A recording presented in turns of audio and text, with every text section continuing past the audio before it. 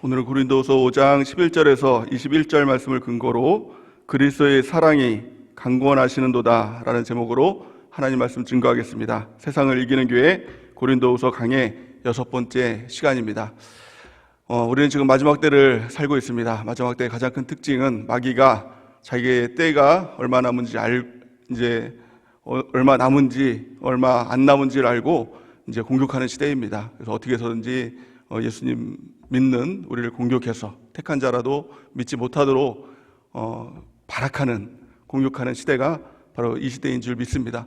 그럼에도 불구하고 예수님을 제대로 믿으면 우리는 이 땅에서 승리하는 삶을 살게 될 줄을 믿습니다. 세상을 이기는 올 한 해가 되는 귀한 축복이 있기를 바랍니다. 우리가 세상을 이기고 또 마귀를 이길 수 있는 근거가 무엇일까요? 그것은 바로 하나님의 사랑입니다. 그 사랑이 있을 때 사랑으로 말미암아 우리가 넉넉하게 승리하게 될 줄을 믿습니다. 로마서 8장 35절에서 37절 말씀을 같이 한번 읽어보겠습니다. 시작. 누가 우리를 그리스도의 사랑에서 끊으리요? 환난이나 공고나 박해나 기근이나 적신이나 위험이나 칼이랴. 기록된 바 우리가 종일 주를 위하여 죽임을 당하게 되며 도살당할 양같이 여김을 받았나이다 함과 같으니라.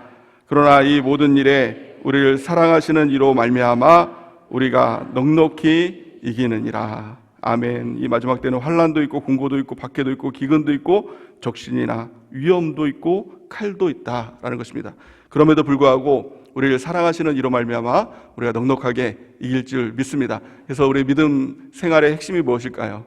우리 신앙생활의 핵심이 무엇일까요? 예수를 믿는다는 것은 사랑을 붙든다는 것입니다.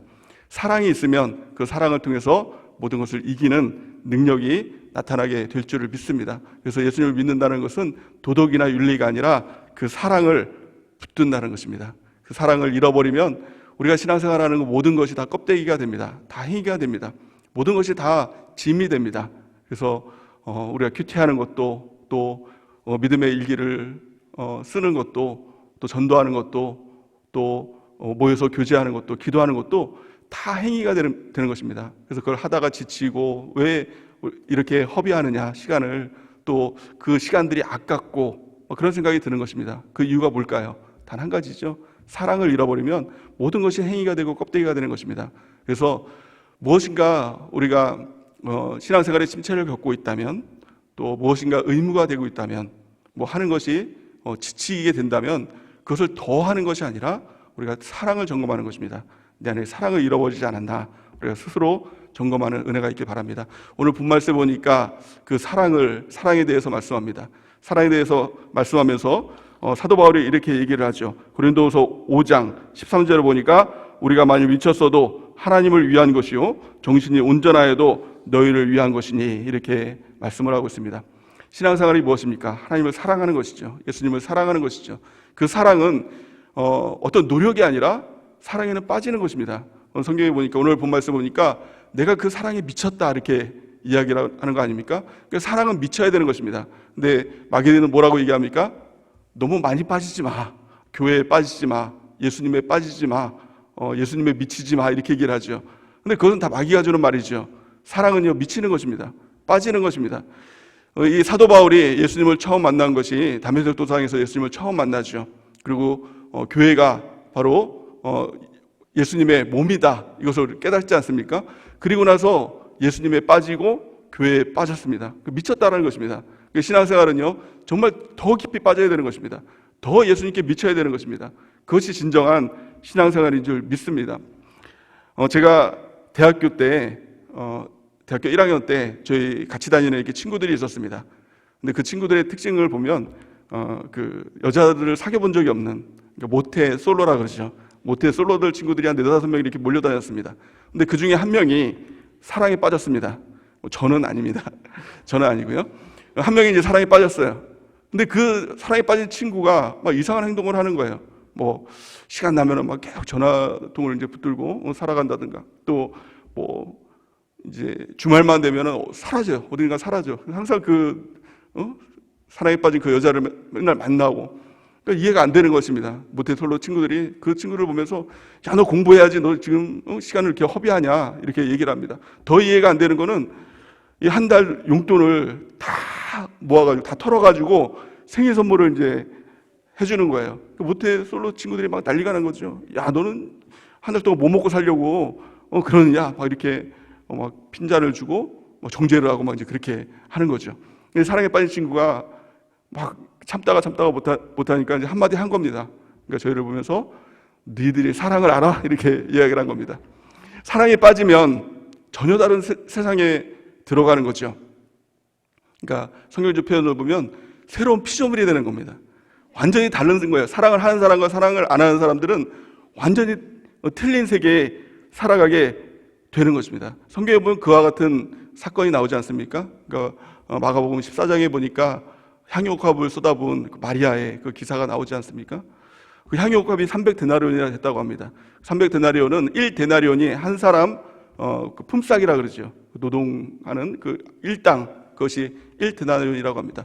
300데나리온이라면 계산해 보면 어떻습니까? 요즘에 한 15만 원, 뭐 10년 전에 한 10만 원 전이라고 얘기를 했었는데 지금 한 15만 원 정도 될까요? 제가 곱해봤습니다.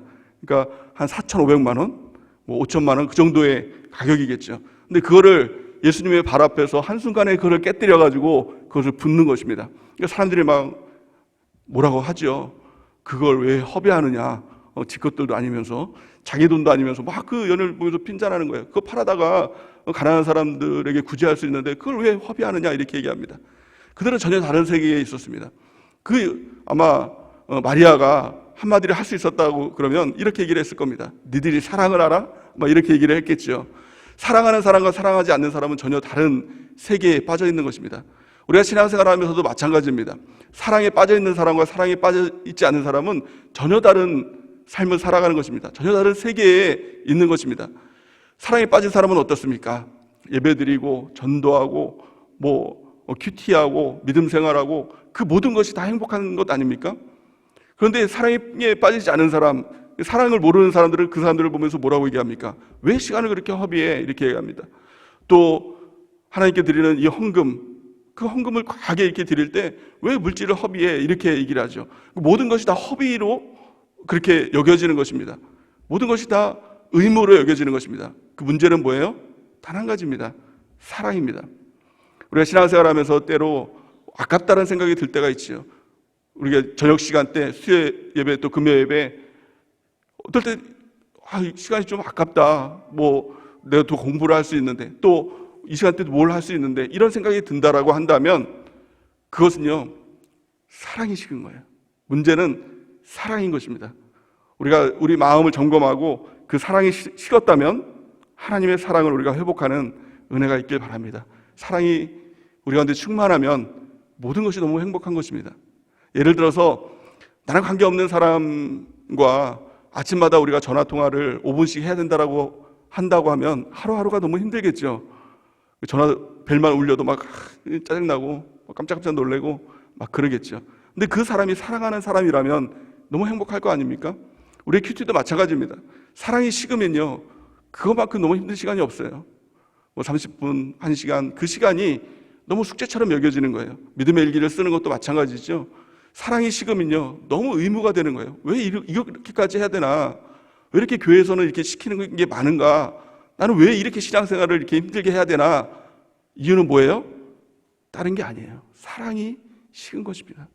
우리가 그 사랑을 다시 회복할 때 모든 하나님께 드리는 이 신앙생활, 우리가 큐티하고 믿음 일기 쓰고 또 기도하고 전도하고 그 모든 교제하는 그 모든 일들 가운데 진정한 설레임, 기쁨, 이것을 우리가 찾게 될 줄을 믿습니다. 그래서 신앙생활에 더 깊이 빠지는 은혜가 있길 바랍니다.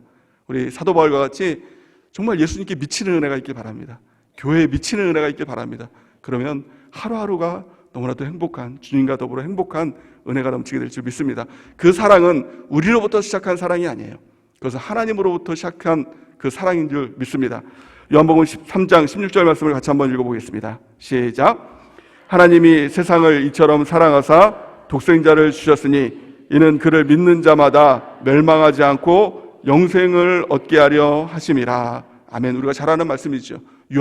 사랑의 사도 요한이 쓴 이 구절입니다.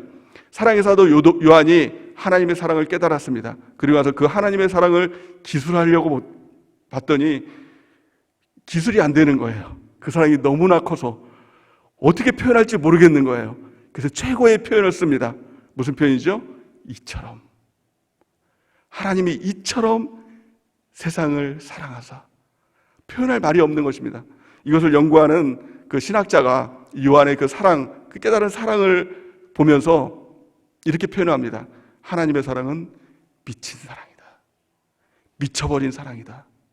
우리를 사랑해서 독생자 아들 예수를 죽이면서까지 우리를 살리고자 한 그 사랑, 미친 사랑이다. 사랑은요, 미친 것입니다. 사랑은 미친 겁니다. 우리가 그 신앙생활 할 때 그 사랑을 잃어버리면 이성으로, 머리로 이것은 사랑이 안 되는 것입니다. 이것은 신앙생활이 아닌 것입니다. 사랑은 이 하나님의 사랑을 깨닫고 우리도 그 주님의 사랑 가운데 미치는 것입니다. 우리 하나님께서 그것을 요구하십니다. 아브라함에게 이삭을 요구하셨죠.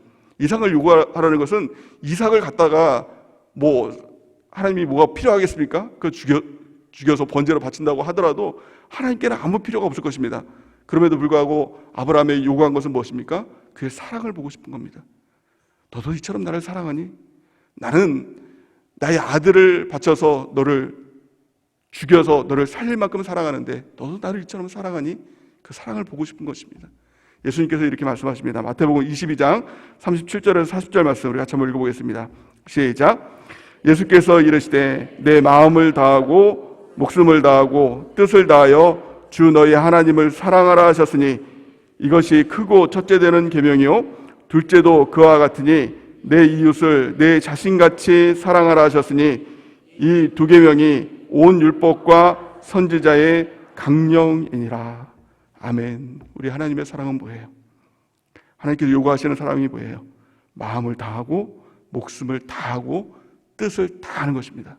우리가 그 주님의 사랑을 우리가 회복하는 또 그 주님의 사랑을 만나는 은혜가 있길 바랍니다. 오늘 사도 바울은 이렇게 고백합니다. 고린도후서 5장 14절에 보니까 그리스도의 사랑이 우리를 강권하시도다. 그리스도의 사랑이 우리를 강권하시도다. 그 주님의 사랑을 만날 때 그 주님의 사랑이 나를 움직인다는 겁니다. 그 사랑이 나를 강권한 거예요. 그 강하게 이끈다는 것입니다. 그 주님의 사랑이 우리를 구원으로 강하게 이끄시는 것입니다. 천국으로 구원의 삶으로 우리를 강하게 이끄시는 것입니다. 우리 그 주님의 사랑을 만나는 은혜가 있길 바랍니다. 고린도서 5장 14절에서 15절 말씀 우리 같이 한번 읽어보겠습니다. 시작.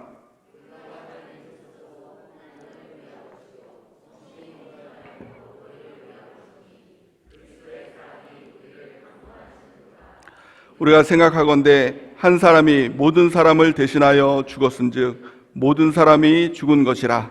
그가 모든 사람을 대신하여 죽으심은 살아있는 자들로 하여금 다시는 그들 자신을 위하여 살지 않고 오직 그들을 대신하여 죽었다가 다시 살아나신 이를 위하여 살게 하려 하심이니라. 아멘. 예수님께서 우리를 위해서 대신해서 죽으셨죠. 모든 것을 다 바쳐서 우리를 주셨습니다. 그 주님의 사랑을 깨달은 사람은 가장 큰 특징이 뭐냐면 더 이상 나를 위해 살지 않는 거예요.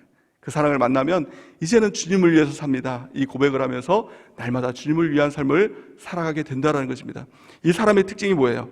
성경에 보니까 고린도후서 5장 17절에 보니까 그런즉 누구든지 그리스도 안에 있으면 새로운 피조물이라. 이전 것은 지나갔으니 보라 새 것이 되었도다. 아멘. 새로운 피조물입니다. 우리가 신앙생활하고 또 교회생활을 하면서도 새로운 피조물이 되어야 된다는 것입니다. 어떻게 해요? 그리스도 안에 있는 거예요. 우리가 그 사랑을 만날 때 그리스도 안에 거하게 되는 것입니다.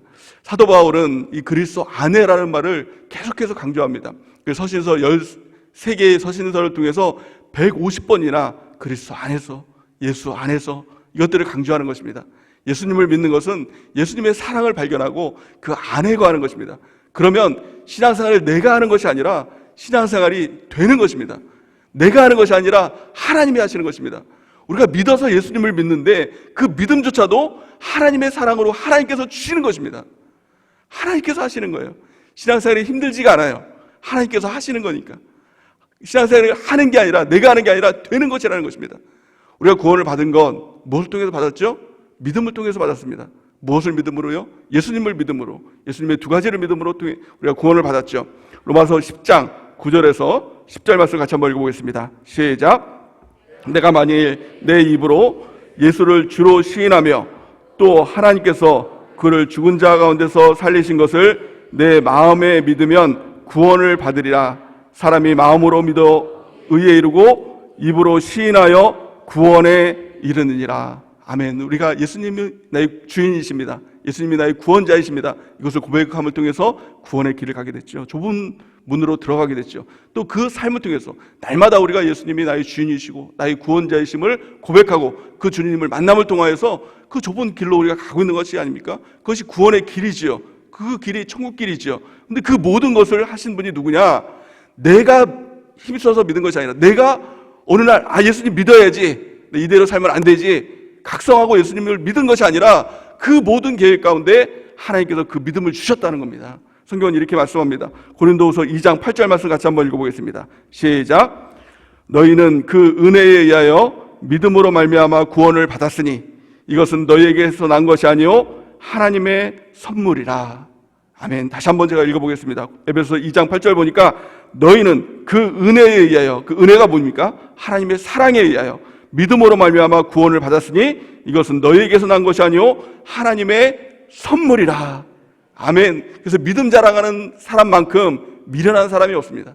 그 믿음은 내가 노력해서 생긴 것이 아니라 하나님의 은혜로, 하나님의 사랑으로 하나님께서 나에게 주신 것입니다. 가장 중요한 것은 그 하나님의 사랑을 우리가 만나는 것입니다. 우리가 성령 받은 것, 내가 하나님께 나가서 회개하고 그랬으니까 성령 받았죠? 아닙니다. 하나님의 은혜 가운데 거할 때 하나님께서 그 사랑으로 말미암아 우리를 속량해 주셨다라고 말씀하고 있습니다. 로마서 3장 24절 말씀에 보면 그리스도 예수 안에 있는 속량으로 말미암아 하나님의 은혜로 값없이 의롭다 하심을 얻은 자 되었느니라. 아멘. 은혜가 무엇입니까? 이것이 바로 하나님의 사랑이에요. 가장 중요한 것은요, 우리가 그 하나님의 사랑을 만나는 것입니다. 그 사랑은 실제적으로 만나는 거예요. 그 하나님의 사랑을 실제적으로 만나기 전에는 그 하나님의 사랑은 다 이론입니다. 십자가도 이론이에요. 십자가도 그냥 지식입니다. 관념입니다. 그치, 십자가를 내가 믿어야지. 여기에 그치는 거 더욱 나가지 못합니다. 근데 그 십자가를 만날 때, 우리가 부활의 예수님을 만날 때 그 예수님이 실제가 되는, 그 사랑이 우리를 강권하는, 그 사랑이 우리를 이끌고 가는 그런 삶을 살아가게 되는 것입니다. 그 사랑을 만나지 못했다면 그 사랑을 만나기를 갈구하는 은혜가 있길 바랍니다. 특별히 우리 다음 주간이에요. 고난주간이죠. 고난주간의 핵심은요, 십자가 예수님을 만나는 거예요. 그리고 그 주일이 무엇입니까? 부활절이죠. 부활주일의 핵심은 부활의 예수님을 만나는 것입니다. 제가 19년 전에 32살 때 우리 교회에 처음 왔는데요, 우리 목사님을 만나고, 그때가 제가 4월 달에 우리 교회를 왔는데 마침 그때가 고난주간이었습니다. 근데 우리 목사님이 고난주간 설교 말씀을 통해서 예수님의 십자가에 대해서 설명하면서 그 말씀을 증거하는 겁니다. 근데 제가요, 어렸을 때부터 예수님을 믿고 십자가에 대해서 너무나도 많이 들었고 또 십자가를 믿는다라고 생각을 해왔어요. 근데 그때 처음 십자가 예수님을 만났어요. 십자가 예수님을 경험했어요. 십자가 예수님이 예전에는 2000년 전에 나를 위해서 돌아가신 그 예수님, 2000년 전에 그 십자가, 그거밖에 몰랐어요. 근데 그 예수님을 만나고 났더니 말씀 가운데 그 예수님을 만나는데 십자가의 사건이 제 앞에서 이루어지고 있는 겁니다. 실제적으로 지금 이루어지고 있는 사건이에요. 그것이 너무나도 실감이 되는 거예요. 그래서 예수님을 만나면 좋겠지, 행복하겠지, 예수님 보고 싶었어요, 만나고 싶었어요, 이게 아니더라고요. 너무나도 죄송한 거예요. 왜 하나님이 나 같은 피조물을 위해서, 나같이 지금 보잘것없는 죄인을 위해서 왜 하나님이 이 땅에 인간으로 오셔서 저렇게 비참하게 처참하게 죽어야 되는지 이해가 되지 않는 거예요. 설명이 되지 않는 거예요. 머리로 납득이 되지 않는 거예요. 그래서 그 주님께 이렇게 외치는 거예요. 예수님 왜 그러십니까? 왜 나 같은 자를 위해서 그렇게 고귀한 피를 흘리십니까? 예수님께서 뭐가 부족하십니까? 하나님이 부족하십니까? 부족해서 무엇인가를 채우려고 이 땅에 오셨습니까? 아니잖아요. 하나님은 하나님 자체로 충만하신 분이잖아요. 근데 그 충만하신 분이, 모든 것을 다 가지고 있는 분이 뭐가 부족해서 이 땅에 오셔서 나를 위해서 그렇게 피를 흘리시자는 거예요. 이해가 되지 않았어요. 납득이 되지 않았어요. 지금이라도 멈출 수 있으면 멈춰달라고 했어요. 그리고 왜 그러냐고, 제가 예배 나올 때마다, 고난주간 예배 나올 때마다 그 예수님께서 나를 위해서 돌아가시는 것이 실제적인 사건으로 그렇게 경험이 되는 겁니다. 그 우연히 나오는 거예요. 울 수밖에 없는 거예요. 그리고는 계속 물어보는 거예요. 왜 질문하는 거예요? 예수님 왜 그러십니까? 왜 그렇게 나를 위해서 처참하게 그렇게 십자가에 달려 돌아가십니까? 계속 질문했습니다. 그 답은 한 가지였어요. 사랑하니까. 사랑하니까. 그 사랑이요, 바로 예수님의 미쳐버린 사랑이에요. 그 사랑을 만나는 순간 우리도 그 사랑에 미칠 수 있어요. 그 사랑에 빠질 수 있어요. 신앙생활은요, 그 사랑을 만나는 겁니다. 그 미쳐버린 사랑을 만나는 겁니다. 이해할 수 없는 그 놀라운 사랑을 만나는 것입니다. 그리고 나도 그 주님을 위해서 우리의 모든 것을 다 바치는 미친 사랑을 하는 것입니다. 그 사랑에 빠지는 것입니다. 그래서 신앙생활은 그 하나님의 사랑이, 그리스도의 사랑이 나를 강권하는 것, 이것이 진정한 신앙생활인 줄 믿습니다. 그런데 문제는 무엇입니까? 시간이 지나면서 아마 여러분들도 그 사랑을 경험했을 것입니다. 십자가의 사랑을 경험하고 부활의 예수님을 만났을 것입니다. 근데 무엇이죠? 문제는 뭐냐면 시간이 지나면서 그 사랑이 식어간다는 거예요. 그래서 그 하나님의 사랑을 만난 지 오래된 분들은 꼭 이런 말을 합니다. 그럴 때도 있어. 뜨거울 때도 있지. 나도 신앙생활 처음 할 때 예수님 만날 때 뜨거웠어. 젊음이 좋다. 나중에 그거 다 사랑 식는다. 이렇게 얘기합니다. 오랜 신앙생활한 권사님 같은 그런 분들이, 우리 교회 권사님 그런 분들이 없지만 그런 분들이 그런 얘기를 하지요. 사랑은 다 식는 거야. 근데 사랑이 식습니까? 사도 바울의 사랑이 식었습니까? 아닙니다. 하나님의 사랑은 시간이 갈수록 그 사랑은 더 뜨거워지는 것입니다. 더 그 사랑은 미친 사랑으로 더 하나님의 사랑이 커지는 것입니다. 근데 문제는 무엇입니까? 그 사랑이 식은 이유가 무엇입니까? 성경은 한마디로 말합니다. 세상 사랑이 들어오면 하나님의 사랑은 식어버린다는 것입니다. 성경은 이렇게 말씀합니다. 요한일서 2장 15절에서 16절 우리 같이 한번 읽어보겠습니다. 시작. 이 세상이나 세상에 있는 것들을 사랑하지 말라. 누구든지 세상을 사랑하면 아버지의 사랑이 그 사랑에 있지 아니하니 이는 세상에 있는 모든 것이 육신의 정욕과 안목의 정욕과 이생의 자랑이니 다 아버지께로부터 온 것이 아니요 세상으로부터 온 것이니라. 아멘. 세상이나 세상에 있는 것들을 사랑하면 아버지의 사랑은 떠나게 된다는 것입니다. 하나님의 사랑이 식은 이유는 단 한 가지입니다. 세상 사랑이 들어왔기 때문에, 세상을 사랑하기 때문에 하나님의 사랑은 식게 되는 것입니다. 우리가 다시 그 하나님의 사랑을 회복하기 위해선 세상 사랑 끊어버리고 이제 하나님의 사랑, 오직 하나님의 사랑을 다시 만나고 그 사랑을 회복하는 것입니다. 그럴 때 하나님의 사랑이 회복될 때 나타나는 가장 큰 특징이 뭘까요? 이 땅의 소망이 아니라 오직 천국의 소망을 두고 살아가게 되는 것입니다. 사도 바울이 이렇게 고백합니다. 고린도서 5장 8절에 보니까 우리가 담대하여 원하는 바는 차라리 몸을 떠나 주와 함께 있는 그것이라. 아멘. 천국의 소망을 둡니다. 우리가 천국의 소망을 둔다고 할 때 왜 천국의 소망을 두나요? 천국이 더 살기가 좋아서요? 이 땅에서 고생이지만 천국에서는 그 고생이 다 없어지니까요? 아니에요. 우리가 천국의 소망을 두는 이유는 그곳에 주님이 계시니까, 주님과 함께 영원히 함께하는 것, 그것이 바로 천국인 것입니다. 그 천국을 소망하는, 우리 주님의 사랑을 회복하고 천국을 소망하는 은혜가 있길 바랍니다. 그러면 우리가 예수님을 믿고 그 사랑을 회복하고 이제 죽어서 천국 가는 게 가장 좋은 것이잖아요. 그럼에도 불구하고 이 땅을 살아가야 될 이유가 무엇일까요? 왜 우리가 이 땅을 살아갈까요? 오늘 성경에 보니까 그 이유가 두 가지가 있다는 것입니다. 오늘 고린도서 5장 18절에서 20절 말씀에 보면 한마디로 말하면 하나님께서 우리 가운데 직분을 주셨다는 겁니다. 사명을 주셨다는 것입니다. 그 사명이 뭐냐? 우리에게 화목하게 하는 직분을 주셨다는 거예요. 이 땅을 살아가는 이유가 뭐예요? 하나님과 화목한 것입니다. 또 두 번째는 하나님께 화목하게 연결시켜주는 그 일, 그 사명을 감당하기 위해서 이 땅에 우리가 살아가는 것입니다. 가장 첫 번째는 하나님과 화목하는 것이죠. 하나님과 화목하는 것이 무엇입니까? 하나님께 더 가까이 나가서 하나님의 사랑을 회복하고 그 뜨거운 사랑 가운데 우리가 변화되는 것, 이것을 성숙이라고 얘기하고요. 또 다른 말로 성화라고 얘기를 합니다. 에베소서 4장 13절 말씀을 우리 같이 한번 읽어보겠습니다. 시작. 우리가 다 하나님의 아들을 믿는 것과 아는 일에 하나가 되어 온전한 사람을 이루어 그리스도의 장성한 분량이 충만한 데까지 이르리니. 아멘. 이것이 우리가 이 땅을 살아가는 이유와 목적이 되는 것입니다. 온전한 사랑으로 그리스도의 장성한 분량까지 이르는 것, 이것이 첫 번째 이유입니다. 또 두 번째 이유는 무엇입니까? 하나님과 화목하게 해주는 직분이에요. 그러니까 하나님의 사랑을 모르는 사람, 그 사람에게 하나님을 연결시켜주는 것, 이것을 한마디로 말하면 전도인 것입니다. 하나님을 모르는 사람이 있죠. 사랑을 경험하지 못한 사람에게 내가 만난 그 하나님을 전하는 것입니다. 전도를 통해서. 또 우리 교회 생활을 통해서 마찬가지죠. 우리 세론 중에서 하나님의 사랑을 만나지 못한 사람이 있어요. 경험하지 못한 사람이 있다는 것입니다. 그 사람에게 하나님의 사랑을 전해주는 것입니다. 그도 하나님을 만날 수 있도록 연결해 주는 것입니다. 하나님과 화목한 것은 나 혼자서는 안 된다는 거 성경 말씀하고 있어요. 히브리서 12장 14절 말씀을 같이 한번 읽어보겠습니다. 시작. 모든 사람과 더불어 화평함과 거룩함을 따르라. 이것이 없이는 아무도 주를 보지 못하리라. 아멘. 전도를 통해서 함께함을 통해서 하나님과 화평하는 것, 또 우리 세란에서 함께 양육함을 통해서 함께 하나님께 화목하고 화평하는 것, 이것이 없으면 누구든지 주님을 만나지 못한다라고 성경은 말씀하고 있는 것입니다.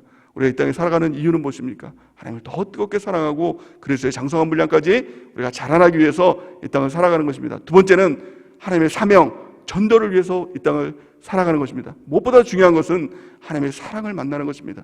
하나님의 사랑을 잃어버렸다면 우리의 세상 사랑을 끌어버리고 다시 그 하나님의 사랑 앞에 서는 것입니다. 오늘 예배를 통해서 그 주님의 사랑을 만나는 은혜가 있길 바랍니다. 그리고 또 다음 주간이 우리 고난주간입니다. 고난주간을 통해서 우리 간절한 마음으로 주 앞에 나가서 예수님의 십자가의 사랑을 만나는 은혜가 있길 바랍니다. 또 부활주의를 통해서 그 부활의 예수님을 만날 때 우리의 삶 가운데 놀라운 하나님의 역사가 나타나게 될 줄을 믿습니다. 그 은혜가 우리 가운데 넘치기를 예수님의 이름으로 간절히 축원해 드립니다.